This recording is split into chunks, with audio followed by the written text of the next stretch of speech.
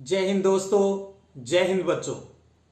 24वें अध्याय में आज हम पढ़ने जा रहे हैं राजस्थान में ग्रामीण विकास और उसके साथ साथ हम डेयरी उद्योग और राजस्थान में डेयरी उद्योग विकास के जो प्रयास है उन पर हम बात करेंगे।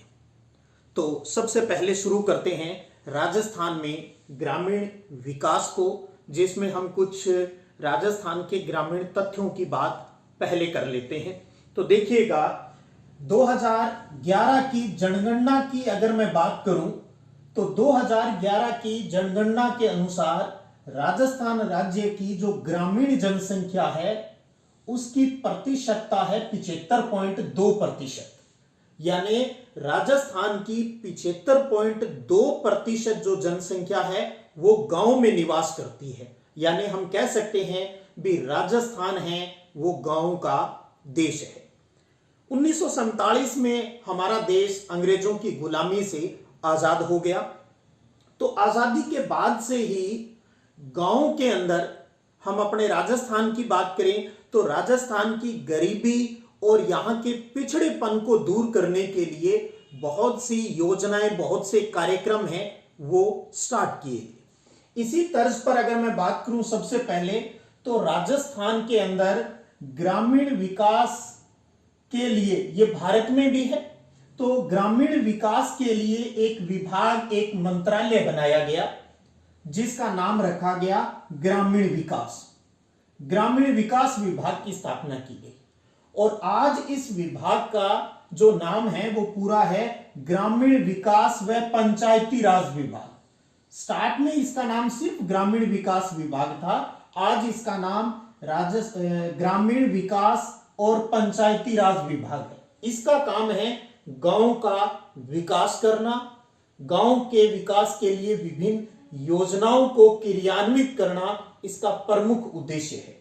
तो इस प्रमुख उद्देश्य के साथ साथ हम कुछ और तथ्यों की बात भी कर लेते हैं भी। ये विभाग, ग्रामीण विकास विभाग, ग्रामीण विकास और पंचायती राज विभाग है, वो काम क्या करता है। सबसे पहला काम है इसकी गरीबी को दूर करना, देश की या राज्य की जो गरीबी को दूर करना यानी गरीबी उन्मूलन पर काम करना। दूसरा है गांव का आर्थिक विकास करना, इसका प्रमुख उद्देश्य है। तीसरा है आय यानी इनकम का समान वितरण करना, यानी सब लोगों के पास जो इनकम का सोर्स है वो सेम हो। हालांकि बहुत मुश्किल है, उद्देश्य तो रख ही सकते हैं भी आय का समान वितरण करना। चौथा है कि सामाजिक विषमता को दूर करना, भी ये धनवान है ये गरीब है, इस विषमता को दूर करना। और रोजगार उत्पन्न करना, नए नए रोजगार है वो ग्रामीण क्षेत्र में ही सृजन करना, ये भी एक उद्देश्य है। और गांव विकास की योजनाएं बनाना, जैसा कि मैंने शुरू में ही आपको बताया। तो इन प्रमुख उद्देश्यों, इन कार्यों की पूर्ति के लिए ग्रामीण विकास और पंचायती राज विभाग की स्थापना होगी। अब हम देखते हैं भी, आपको पता है देश के अंदर पंचवर्षीय योजनाएं बनाई गई, योजना आयोग आया और उन पंचवर्षीय योजनाओं में अगर स्टार्टिंग की दो योजनाओं की अगर मैं बात करूं, पहली पंचवर्षीय योजना जो 1951 से 56 तक थी, तो प्रथम पंचवर्षीय योजना के अंदर सामुदायिक विकास कार्यक्रम को प्रारंभ किया गया। तो यह भी एक अच्छा प्रश्न बन सकता है भी, सामुदायिक विकास कार्यक्रम गांव के अंदर है वो किस पंचवर्षीय योजना में प्रारंभ हुआ, तो प्रथम पंचवर्षीय योजना में प्रारंभ हुआ। अब बात करते हैं द्वितीय पंचवर्षीय योजना जो 1956 से आगे 5 साल के लिए चली। तो द्वितीय पंचवर्षीय योजनाओं में एक सन आप याद रख लेना 1959, और याद भी आ जाएगा बोलते हुए 2 अक्टूबर 1959 को हमारे देश भारत के अंदर पंचायती राज व्यवस्था है वो शुरू हो गई, जिसके अंतर्गत जिला परिषद और हमारे जो जिला प्रमुख, प्रधान और सरपंचों के जो चुनाव की जो प्रक्रिया आपने अभी अभी देखी है, वो सिस्टम कब लागू हुआ भारत के अंदर, 2 अक्टूबर 1959 को, और इसका शुभारंभ भी राजस्थान राज्य से ही हुआ। तो द्वितीय पंचवर्षीय योजना में 1959 में पंचायती राज व्यवस्था को प्रारंभ किया गया, यानी गांव के विकास के अंदर ग्राम पंचायत को यानी आम आदमी को जोड़ा गया। तो 1959 में पंचायती राज व्यवस्था है वो प्रारंभ की गई। ये कुछ सामान्य आंकड़े, कुछ सामान्य बातें हैं जो परीक्षा दृष्टि से भी आपके लिए इंपॉर्टेंट हो सकते हैं। भी गांव के विकास के लिए अब तक क्या क्या कार्य है वो किए गए। इसी कड़ी को आगे बढ़ाएं तो एक अच्छा 2 नंबर का प्रश्न बन के आ सकता है भी राजस्थान में, क्योंकि अपना जो चैप्टर है वो राजस्थान के संदर्भ में है, इसलिए मैं राजस्थान की ही बात करूंगा यहाँ पर कि राजस्थान में ग्रामीण विकास हेतु केंद्र और राज्य सरकार द्वारा संचालित कार्यक्रम। भी राजस्थान स्टेट का डेवलपमेंट करना है ग्रामीण क्षेत्र का, तो केंद्र सरकार ने और राज्य सरकार ने अब तक कौन कौन से कार्यक्रम हैं वो प्रारंभ किए हैं, उनकी एक झलक यहां पर हम देख रहे हैं। सबसे बड़ी बात, आपके पाठ्यक्रम के अनुसार अगर मैं बात करूं तो ये विभिन्न कार्यक्रम योजनाएं हैं जो विस्तृत रूप से आपके पाठ्यक्रम में नहीं है। बस आपको इनमें से मैंने यहाँ पर मुख्य 15 जो कार्यक्रम हैं उनके बारे में जानकारी है वो यहाँ पर लिखी है। आपको कम से कम मैं उम्मीद करूं भी 8-10 नाम हैं वो इन योजनाओं के अवश्य याद हो जाए आपको, और ज्यादातर तो आपके नाम सुने हुए भी हैं। कोई नया नाम आपको शायद ही इनमें से कोई मिले। +2 तक के बच्चों की अगर मैं बात करूं तो संचालित कार्यक्रमों में पहला है मरु विकास कार्यक्रम, यानी डेजर्ट डेवलपमेंट जो प्रोग्राम DDDP जिसको हम बोलते हैं। तो मरु विकास कार्यक्रम, मरु यानी मरुस्थल क्षेत्र के विकास के लिए कार्यक्रम है वो स्टार्ट किया गया। दूसरा है जीवन धारा योजना है वो स्टार्ट की गई ग्रामीण क्षेत्र के विकास के लिए। तीसरा है कि एकीकृत ग्राम विकास कार्यक्रम को स्टार्ट किया गया। चौथा है ग्रामीण महिलाओं और बच्चों का विकास कार्यक्रम, ड्वाक्रा जिसको कहते हैं DWCRA, ये ग्रामीण महिलाओं और बच्चों के विकास से संबंधित कार्यक्रम था। पांचवें की बात करें तो युवाओं को स्वरोजगार हेतु भी अपना रोजगार है वो खुद लगा सके, तो युवाओं के स्वरोजगार हेतु प्रशिक्षण कार्यक्रम ट्राइसेम जिसको कहते हैं TRYSEM। तो ट्राइसेम क्या है? युवाओं के रोजगार हेतु प्रशिक्षण कार्यक्रम है, ये भी चलाया गया। छठा कार्यक्रम देखूं तो सूखा संभावित कार्यक्रम, ये भी रेगिस्तान क्षेत्र से संबंधित कार्यक्रम भी, मरुस्थलीय क्षेत्र का डेवलपमेंट है वो किस प्रकार से किया जा सके। सातवां है आंगनबाड़ी केंद्र। आपको पता है गांव के छोटे छोटे बच्चों को स्कूल जाने से पहले उनको कुछ उठना बैठना सिखा सके, कुछ अक्षर ज्ञान हम करवा सकें, इसके लिए आंगनबाड़ी केंद्र है वो स्टार्ट किए गए। हरित क्रांति योजना है, कार्यक्रम है वो चलाया गया। ग्रामीण क्षेत्रों में किसानों की आर्थिक स्थिति सुधारने के लिए आपको पता है हरित क्रांति आई, जिसका सबसे अधिक प्रभाव है वो गेहूं के प्रोडक्शन पर रहा। तो हरित क्रांति कार्यक्रम स्टार्ट किया गया।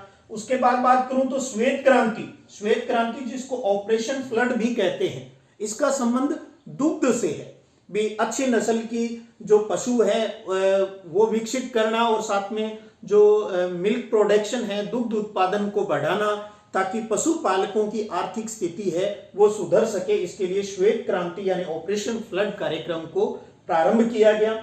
उसके बाद मनरेगा कार्यक्रम, जिसका पहले नरेगा नाम था, बाद में महात्मा गांधी के नाम पर इसका नाम मनरेगा कार्यक्रम कर दिया गया। ग्रामीण क्षेत्रों में 100 दिन का रोजगार उपलब्ध करवाने की एक गारंटी योजना है ये। इसी तरीके से पेयजल के लिए विभिन्न योजनाएं हैं वो संचालित है। पिछले अध्याय में भी हमने विभिन्न पेयजल की योजनाओं पर बात है वो की है। इसी प्रकार भामाशाह योजना है, ये भी ग्रामीण क्षेत्र के डेवलपमेंट के लिए है। अन्नपूर्णा योजना है, ये भी चल रही है अन्नपूर्णा योजना। और उसके बाद सड़कों के विकास के लिए ग्रामीण क्षेत्र की PMGSY, अक्सर आपने सड़कों के किनारे ये बोर्ड लगे हुए देखे होंगे, PMGSY यानी प्रधानमंत्री ग्राम सड़क योजना है। इसके तहत गांव के अंदर सड़कों का निर्माण किया जाता है। इसी प्रकार है प्रधानमंत्री ग्रामीण स्वच्छता कार्यक्रम को है वो अपनाया गया है, जिसके तहत शौचालय है वो बनाए जाते हैं। तो प्रधानमंत्री ग्रामीण स्वच्छता कार्यक्रम है ये भी अपनाए गए हैं। तो मैंने आपको जैसे बताया भी राजस्थान में ग्रामीण विकास के लिए केंद्र और राज्य सरकार मिलकर योजनाएं संचालित कर रही है। उनमें से मुख्य मुख्य योजनाओं का एक परिचय मैंने यहाँ पर करवाया है। आप इनको 1-2 बार पढ़ेंगे तो बहुत सी योजनाओं के नाम आपके याद हो जाएंगे और बहुत सी योजनाएं ऑलरेडी आपको पहले भी पता है। तो इस प्रकार का प्रश्न आ जाए तो उसमें ये योजनाएं हैं वो लिखनी है। तो ये था राजस्थान में ग्रामीण विकास के लिए जो एक कहूं भी एक संक्षिप्त परिचय है उसकी जानकारी हमने यहां पर ली है। अब बात करते हैं राजस्थान में डेयरी उद्योग पर। राजस्थान में डेयरी उद्योग की स्थापना के लाभ क्या है, सबसे पहले तो उसकी बात कर लेते हैं। एक नंबर का अच्छा प्रश्न बन सकता है। इसका लाभ एक तो ये है भी इससे कोई पॉल्यूशन नहीं होता, पर्यावरण प्रदूषण है वो इससे नहीं होता। और दूसरी बात इससे है भी कम पूंजी यानी थोड़े धन से भी इसकी स्थापना है वो हो सकती है। तो इस डेयरी उद्योग की स्थापना का लाभ यह है भी इससे कोई पॉल्यूशन नहीं होता और दूसरी कम धन से इसकी स्थापना है वो की जाती है। अब बात करते हैं भी राजस्थान में इसके लिए क्या प्रयास किए गए, क्योंकि डेयरी उद्योग में मोस्टली आप सामान्य ये समझिए आजकल तो हर गांव में हर मोहल्ले नुक्कड़ में आपको डेयरियां मिल जाएगी। ग्रामीण क्षेत्रों में रोजगार का मिलने का एक बहुत अच्छा सोर्स है गांव में, क्योंकि पशुधन है तो उनके अतिरिक्त जो घर में इस्तेमाल के बाद जो अतिरिक्त दूध होता है वो डेयरी पर आ जाता है। डेयरी से वहाँ से जो डेयरी जो लिमिटेड कंपनियां जो बनी होती है वो वहाँ से डेयरी दूध है वो कलेक्ट करके आगे डिस्ट्रिक्ट पर और डिस्ट्रिक्ट से आगे स्टेट लेवल तक है वो दूध की सप्लाई है वो कर दी जाती है। जैसे आपने सुना होगा राजस्थान में सर्स डेयरी का नाम आपने सुना है, अमूल डेयरी है इस तरीके से। तो राजस्थान की सर्स डेयरी से आप अच्छे से परिचित हैं। तो इस डेयरी उद्योग की डेवलपमेंट के लिए एक विभाग बनाया गया जिसका नाम रखा गया डेयरी विभाग। ये बहुत प्यारा प्रश्न है और बहुत इंपॉर्टेंट भी है। तो राजस्थान में डेयरी विभाग की स्थापना कब हुई? एक तो ये ध्यान रखिए 1973 में, 1973 में डेयरी विभाग की स्थापना हुई। अब मैं एक थोड़ा सा परिचय आपको करवा दूं। 1973 में इसका उल्लेख हालांकि जब हम RCDF की साइट पर जाते हैं तो ये चीजें नहीं मिलती, लेकिन आपके सिलेबस में ये बताया गया भी डेयरी विभाग की स्थापना 1973 में हुई। उसके बाद क्या हुआ, 2 साल के बाद में राजस्थान राज्य डेयरी विकास संघ, Rajasthan state dairy development corporation है वो बनाया गया और सहकारिता अधिनियम के तहत उसका रजिस्ट्रेशन भी करवा लिया और ये कार्य संपन्न हुआ 1975 में। +2 वाले बच्चों को आप जो देख रहे हो आपको इसकी जरूरत नहीं है, लेकिन हाँ जीके के लिए आप नॉलेज रखना चाहते हो तो अच्छा प्रश्न है भी राजस्थान राज्य डेयरी विकास संघ की स्थापना कब हुई? 1975 में। इसके बाद क्या हुआ, इसके 2 साल बाद बनाया गया राजस्थान कोऑपरेटिव डेयरी फेडरेशन बनाया गया, जिसको इंग्लिश में बोलते हैं RCDF, यानी Rajasthan cooperative dairy federation, RCDF। इसकी स्थापना कर दी 1977 में। और जो डेयरी का जितना भी कार्य था दुग्ध से संबंधित वो सारा अब किसको दे दिया गया था? RCDF को दे दिया गया। तो अब आगे से जो कार्य है वो डेयरी संबंधी वो सारा RCDF करता है, जो कि एक कोऑपरेटिव इंस्टीट्यूट है, एक सहकारी संस्था है, सब मिलके काम करते हैं, इसमें सहकारी संस्था है ये एक RCDF। अब ध्यान दीजिए, मैं 12वीं क्लास के बच्चों को सलाह दूंगा भी आप 1975 और 77 को नए याद रखें भले, ठीक है। आपको यह ध्यान रखना है 2 बात इसमें, डेयरी विभाग की स्थापना कब हुई? 1973 में। और अगर आपसे RCDF की स्थापना की भी पूछ ले भी राजस्थान कोऑपरेटिव डेयरी फेडरेशन है वो कब बना, तब भी आपको 1973 ही लिखना है, क्योंकि +2 की आपके सिलेबस में 1973 ही दिया है। ये जो एक्चुअल में 1973, 75, 77 की जो बात है वो मैंने आपको बता दी भी कैसे क्या हुआ। आपको 1973 ही ध्यान रखना है, चाहे डेयरी की स्थापना पूछ ले चाहे RCDF की स्थापना पूछ ले, आप 1973 ही लिख देना बोर्ड परीक्षा के अंतर्गत। अब बात आती है भी ये जो डेयरी डेवलपमेंट से संबंधित जो इंस्टीट्यूट है ये मुख्यतः क्या काम करते हैं? तो देखिए, एक तो पशुओं के लिए पौष्टिक आहार उपलब्ध करवाता है, दूसरी बात है भी घी, मक्खन, पनीर, दूध पाउडर, दही, आइसक्रीम का प्रोडक्शन करता है। तो ये 2 महत्वपूर्ण काम है वो RCDF है वो करता है। अब एक चीज, स्टेट लेवल के ऊपर एक पशुओं का आहार बनाने की एक फैक्ट्री लगाई गई है और वो फैक्ट्री कहाँ है? झोटवाड़ा में है। और झोटवाड़ा कहाँ है? जयपुर में। तो झोटवाड़ा जयपुर में स्टेट लेवल की एक पशु आहार फैक्ट्री है। इसकी जो स्थापना की वो किसने की? राजस्थान सहकारी क्रय विक्रय संघ, जिसको राजफेड बोलते हैं। तो राजफेड ने इसकी स्थापना की है झोटवाड़ा में, जो पशु आहार फैक्ट्री है। इसका काम क्या है? ये क्या करती है? ये पशुओं के लिए उत्तम यानी अच्छी क्वालिटी के पशु आहार है वो बनाती है, यानी पशुपालकों को उपलब्ध करवाती है। तो पशुओं के लिए उत्तम पशु आहार उपलब्ध करवाना इस झोटवाड़ा वाली फैक्ट्री का मूल कार्य है। आपने देखा होगा ना, जहां डेयरी होती है, जहां हम दूध दे के आते हैं और अक्सर वहीं से हम खल बिनोला, जो पशुओं का जो पौष्टिक आहार होता है, वो लेके आ जाते हैं। तो वो यही एक व्यवस्था बनी हुई है भी पशुपालक को एक स्थान पर वहीं अपना दूध बेच आए और बदले में वहीं से पशु आहार है, पशुओं के लिए जो उत्तम भोजन उनका है, वो वहां से वो ले आए। तो ये एक सामान्य जानकारी भी। डेयरी विभाग की स्थापना 1973 में, कोऑपरेटिव वाली भी आप 1973 लिखोगे। ये पौष्टिक पशु आहार उपलब्ध करवाना, घी, मक्खन, पनीर, दूध पाउडर, दही, आइसक्रीम आदि का उत्पादन करना। और पशु आहार फैक्ट्री है वो झोटवाड़ा जयपुर में है, जो कि उत्तम क्वालिटी का पशु आहार हमें यानी पशुपालकों को उपलब्ध करवाती है। अब एक प्रश्न और बनता है, क्या राजस्थान राज्य में डेयरी उद्योग है वो तेजी से बढ़ रहा है? इसका क्या कारण है? एक नंबर का एक बहुत प्यारा सा प्रश्न ये बन सकता है भी, राजस्थान राज्य में डेयरी उद्योग तेजी से बढ़ रहा है। तो इसके उत्तर में आप क्या लिखोगे? क्योंकि राजस्थान राज्य में पशुओं की संख्या अधिक है, गाय, भैंस, भेड़, बकरी जो है उनकी संख्या बहुत अधिक है, इसलिए डेयरी उद्योग है वो तेजी से बढ़ रहा है। तो राजस्थान में पशुओं की संख्या अधिक होने के कारण डेयरी उद्योग है वो तेजी से बढ़ रहा है। इसके विकास का जो भविष्य है वो बहुत उज्जवल है। और एक प्रश्न और कर लेते हैं लगे हाथ ही, क्या राजस्थान में डेयरी विकास के कार्यक्रम के बारे में बताइए, या राजस्थान में डेयरी विकास के लिए क्या प्रयास किए जा रहे हैं उसके बारे में बताइए। ये पीछे के अभ्यास प्रश्नों में एक प्रश्न भी है। तो इसमें आपको क्या लिखना है? आपको एक तो वही भी, ये जो कार्य है वो सहकारी समितियों के माध्यम से होता है, और दूसरी श्वेत क्रांति वाली जो बात है वो इसके अंदर लिखनी है आपको। देखिए तो ऐसे प्रश्नों में आप क्या लिखोगे भी, राजस्थान में डेयरी विकास कार्यक्रम सहकारी समितियों के माध्यम से चलाया जा रहा है। और वर्ष 1970, ये ध्यान रखिए, ये भी बहुत अच्छा प्रश्न है, वर्ष 1970 में देश में अन्य राज्यों के साथ राजस्थान में भी ऑपरेशन फ्लड यानी श्वेत क्रांति कार्यक्रम शुभारंभ किया गया। श्वेत क्रांति या ऑपरेशन फ्लड का संबंध किससे है? दुग्ध उत्पादन से है भी, किस प्रकार दुग्ध उत्पादन है वो बढ़ाया जाए।